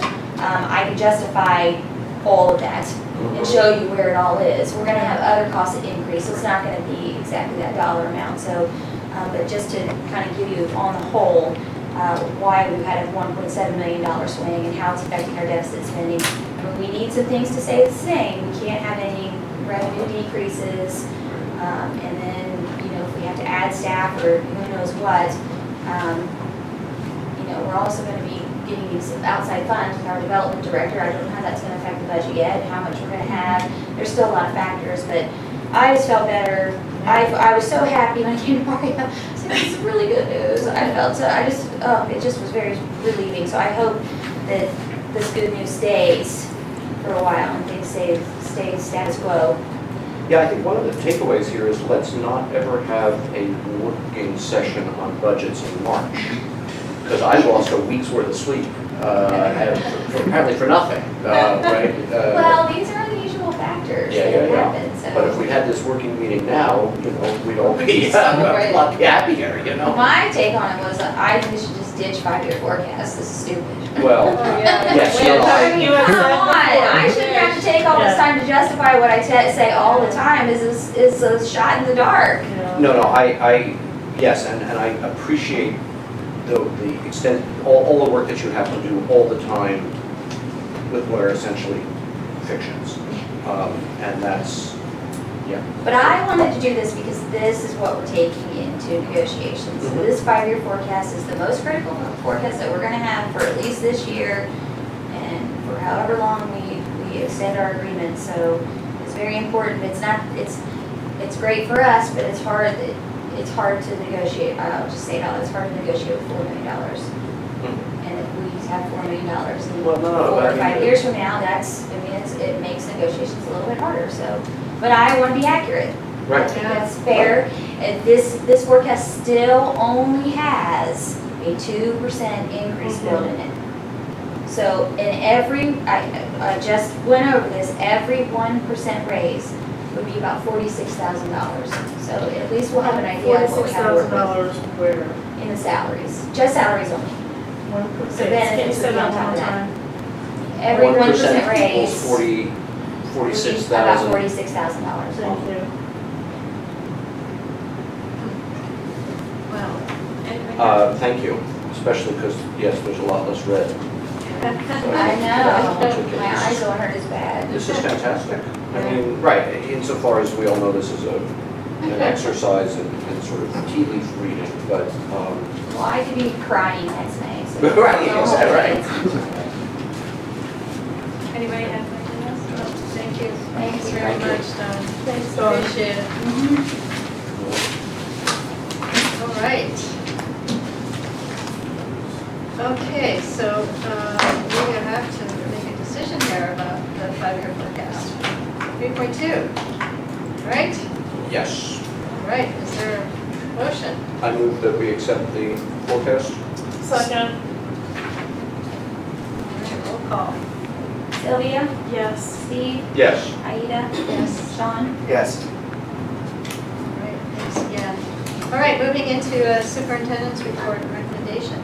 Updates. So one thing that Don, you'll see in the assumptions that she put in the forecast, which we haven't had a chance to talk much about at all, in fact, this it's reflected in there, is I would like to add a PBL coach next year. And the reason is right now we have a PBL coach in K2, we have 5 coaches, but we have sort of divisions in terms of teams. So right now we have a K2 team, a 4-6 team, 3-4 team, sorry, 5-6 team, 7-8 team, a 9th grade and a 10th grade team. So we see we have a math problem here. We have 5 coaches and 6 teams, and what's happened is that Eli has served on the sophomore team as well as the 3-4 team, which has made it exceptionally difficult for us to do the work we're trying to do, and hard for Eli to get around the buildings and make that happen. So it's been a good request to do that. I think it's a smart move for a lot of different reasons. I think the expense will be a little over $3,000 for us to make that happen between 3 and 4. And what it does is it puts more of a dedicated person in each area, and then we will have a lot more time with their team. And I think it also gets another teacher involved in the leadership work that we're doing, which I think would be critical going forward as well. So I'm going to work on that recommendation, and if you have any questions for me, we have a month to think about it. You're already spending the money. I mean, that's what this kind of, She puts a budget in front of you, you're already spending it away. Well, yeah, so I'm putting it out there now, so you all can think about it. I want to put it on the next month's agenda, but if there's an issue, let me know. If not, we'll try to get on the agenda next month so we can try to add that 6th coach. And so what we'll try to do is get, depending on what you all say over the next month, I want to do interviews. If we have to interview, if not, we'll just go ahead and recommend the coaches we Do have. you have a sense that there's a demand from the teachers? Yeah, absolutely. Yeah, there's no doubt about it. I don't know if anybody else wants to comment on that. You guys feel that way too? I mean, I think that when you have a coach that's split between 2 teams, they can only do, as much, basically, and so that was felt. I think that Eli did a great job, and other coaches kind of helped out, but this is a nice fit for a team to have an assigned dedicated coach. And it will help a lot. So. Eli, he splits himself many times. He does all He also does librarian as the whole district. He also does amazing things. He's doing some really cool. He's the one that puts together the exhibition night schedule. He's the one that organizes tunings. So he's done a whole lot of work, and I think this will really help a little bit to balance things out for all of us. I think it's a great investment by you to do that. Really a great investment. And I can say that. Let's see that proposal. Okay. The training center. So I sent you all the information. I can put that up on the screen if you'd like, or we can just talk about it. Basically, this is it's kind of go time right now for the training center. In 2 weeks' time, we will have teachers training, teachers from our coaches down in Cincinnati at Finneytown schools, training teachers from Finneytown. I think we're looking at 50 teachers from Finneytown and St. Bernard Elmwood Place schools. So St. Bernard jumped on board recently in that same training. And so we're going to send 2 coaches down there to do that training right now. That's the plan. And this training center schedule represents the amount that we're charging folks. In other words, so how much we're going to charge St. Bernard Elmwood Place and Finneytown for us to come down and train their teachers, but also how much we're going to compensate our teachers for their work they're doing outside of their contract year or outside of the contract day towards work within the training center. This is really the this is kind of a big deal for us. It's the enactment of a dream, and which many thought was a moonshot 4 or 5 years ago. In 2010 and 11, when the 2020 committee first envisioned this idea happening. I mean, I remember in 2011 thinking about this and thinking, it's going to be really tough to do. Yeah, great idea, but that's yeah. That's a pipe dream. Yeah. But here we are for the first, I mean, to be fair, the Alpha Project really was the start of this, but here we are really selling our work and what we're doing in the training center and codifying it tonight at a board meeting, which is a really, really big deal for our community and our educators. So the work's been put together by me talking with other superintendents, having some conversations with High Tech High, working with our coaches actually on the numbers as well, trying to get honest feedback about what works, what teachers would be willing, to do this for, how we can encourage, incentivize teachers to want to do this work as well. And I think we settled on a pretty good number that my goal is to break the revenue down as close to 50% as we can between PBL fund and compensating the actual educators doing the training. The PBL fund dollars will be used to support all of the PBL fund expenditures we have now, which are any kind of training we're doing outside the district, any people we bring in around it, any our coaches are being paid out of that fund. Teachers' opportunity for supplies or budgets that they need for varying projects that they're doing. So all of that will be put in on top of, I think, in the long run, our goal is to put the administrative time that we're putting into project work, the visits that come in. So next year we're going to start charging. So I was just going to ask you that question. We're not doing, when people come here, we've we're still giving that away for free. We've had over 120 visitors now, Yeah. and to our schools, and we have not charged anybody a dime. Next year we're going to charge $50 a person. So this year I think we've had, quantified number. Well, a lot of them have been in the same district. We've had about 60 people come this year alone. Yeah. And so you do the math on that, 60 times $50, it's a decent amount of money for us. That would really help our fund and support our teachers. That's ridiculous. And so, so that's the plan. That's what we're working on for next year, and that kind of leads me actually to straight A, which is the next item to talk about, where on top of the training we already have set up the week we get out of school, and then the following week we have 2 of our teachers doing training at Midwest, and we set it up so that's going the same way. They're going to send it to the district, and the district will compensate the teachers for that work after. And on top of that, we have a straight A grant, 2 straight A grants we're involved with. We got a call from Milton Union Schools and PBS Think TV. Greg from Think TV actually called me and said, "You want to come down and we want to talk to you about a grant?" So we had a meeting with, I went down to Think TV and had a meeting with them, and Milton Union Schools, and Wright State was involved, and a couple other entities. And we basically, they said that we like what our teachers are doing in Yellow Springs, and they want to get us involved in the grant because they feel like our involvement would significantly increase the likelihood of getting the grant. And they wanted our teachers to essentially train Milton Union teachers and be sort of the experts on the work around design thinking and project-based learning within the grant. So if the grant happens, here's what happens, which is pretty cool. First phase would be a makerspace, if you will, money for makerspace. So if we get this grant, which I think the chances are pretty good right now, what I'm hearing, we will get $148,000 in makerspace money to benefit our makerspace. To put that in perspective, we have budgeted $40,000 total at this point over 2 years to put into that makerspace. So that will be a significant increase in terms of the dollars, in terms of the supplies, not the supplies, but the equipment we can have. And so Matt's biggest problem right now is figuring out how he's going to make room for the makerspace in Mills Lawn. If we do get that money. He did pitch this room, actually. Just put a drop cloth over all of it. Gotta do what you gotta do. And with masks. And so we'll have to see what we're going to do about that. But anyway, and so that's the first phase of it. And what will happen is Miami Valley Career Technical Center, as part of this grant, their kids will come train our teachers and our kids on how to use the equipment. And there'll be a whole process of doing that and onboarding us. Phase 2 of the grant will involve design thinking workshops where our teachers and their teachers will all go to the workshops. And in addition to that, it will involve our teachers teaching project-based learning for several days. 2 Milton Union teachers with 100 teachers involved there. So we have 4 or 5 of our coaches out there doing that work, or our trainers, I should say, which could be any teacher, frankly.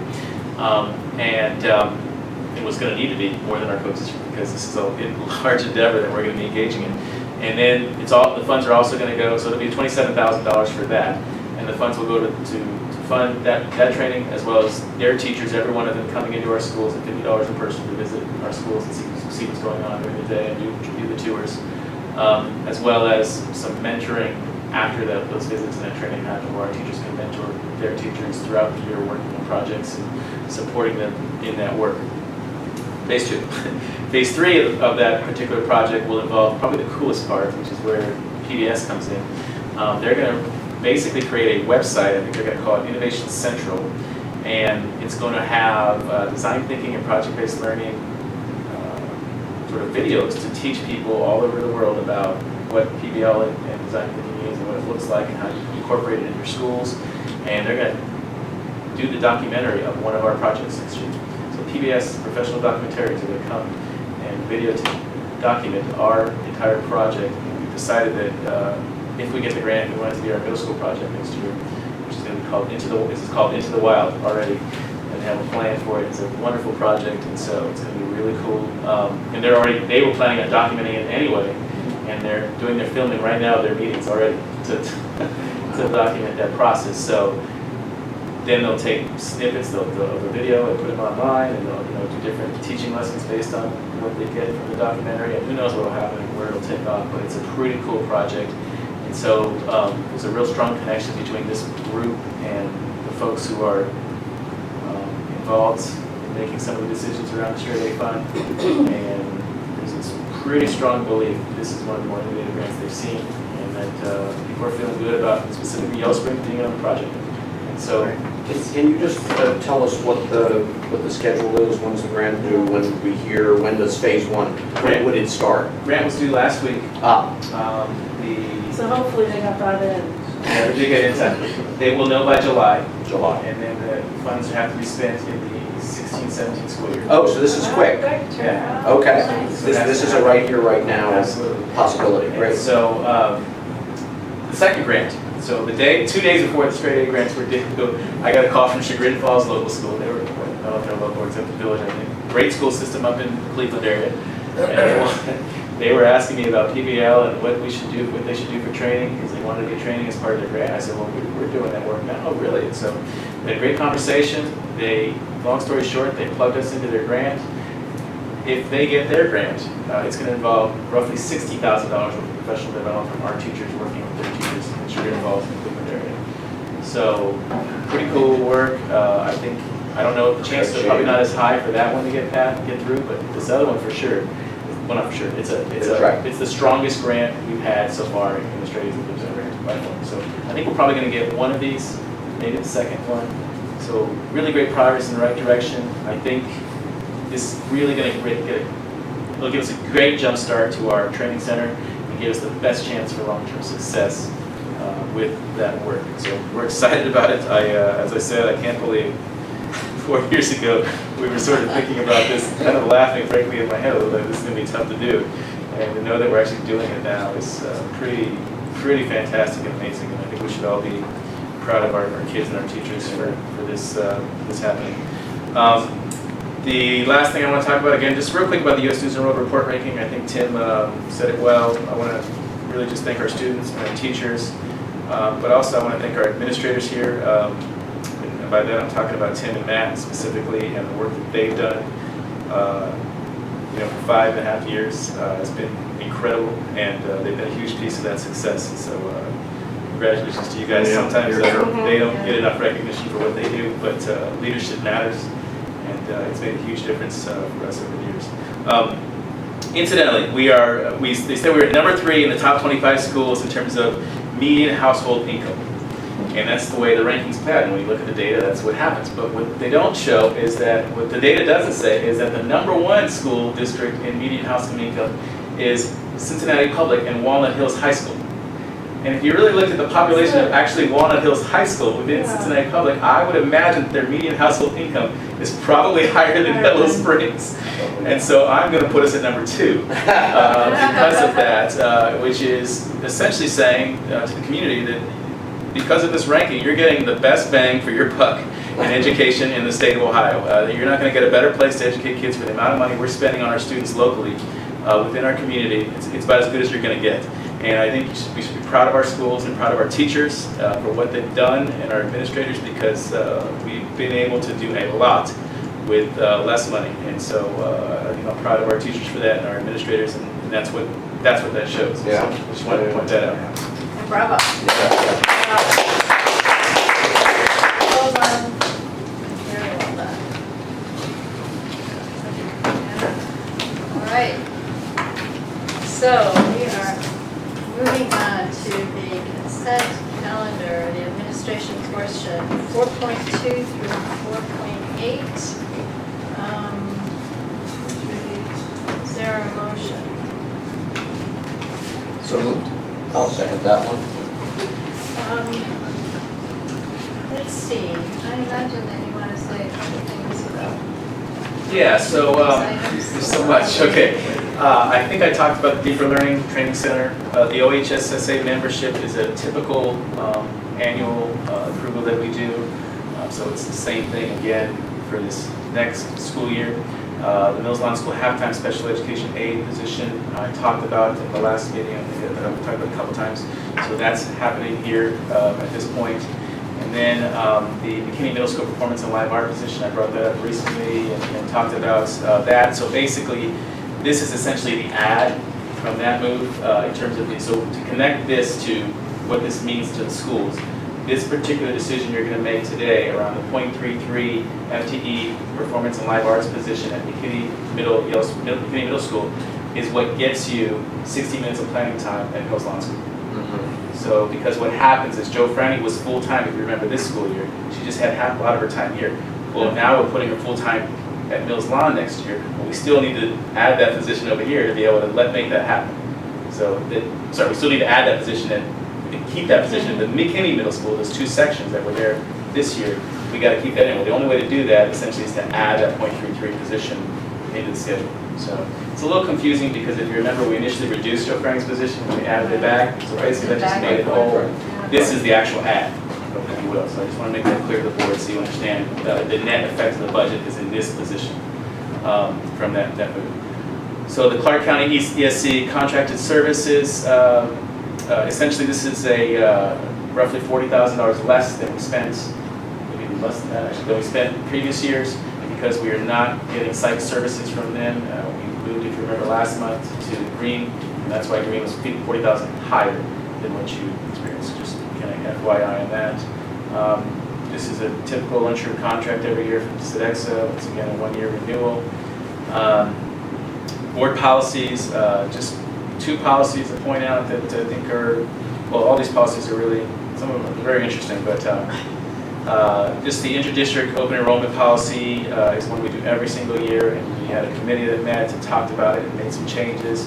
The changes that I would highlight are we reduced the number of, I believe it was special education students per teacher in district, particularly at the high school level, I think it was, and the middle school level, because we want to make sure that our kids in the district get their needs met, and we don't.